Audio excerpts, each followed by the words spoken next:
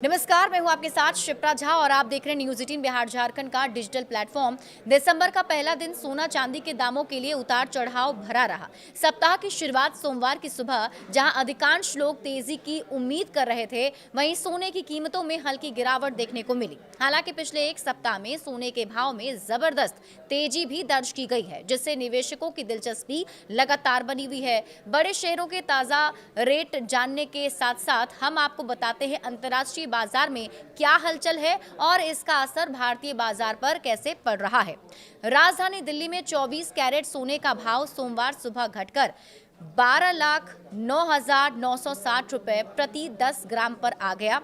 ये गिरावट हल्की है, लेकिन एक सप्ताह में सोना लगभग 3,980 रुपए चढ़ चुका है, जो निवेशकों के लिए राहत की खबर है। वहीं 22 कैरेट सोने की कीमत भी पिछले सप्ताह में करीब 3,650 रुपए तक बढ़ी, यानी कि पिछले दिनों आई तेजी के बाद ये गिरावट ज्यादा भारी नहीं मानी जा रही है।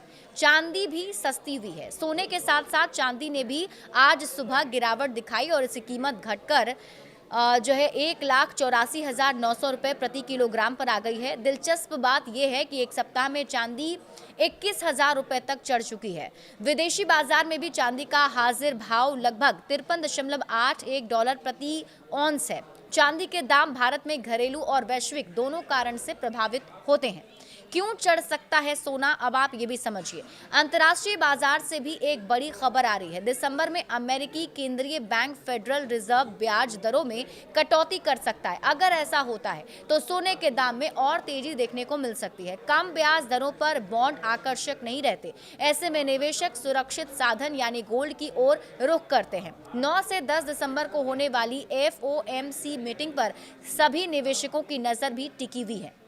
क्या आगे भी बनी रहेगी सोने की तेजी? तो दिसंबर की शुरुआत भले ही हल्की गिरावट के साथ हुई हो, लेकिन पिछले सप्ताह की मजबूती को देखते हुए बाजार में तेजी की उम्मीद अभी भी बरकरार है।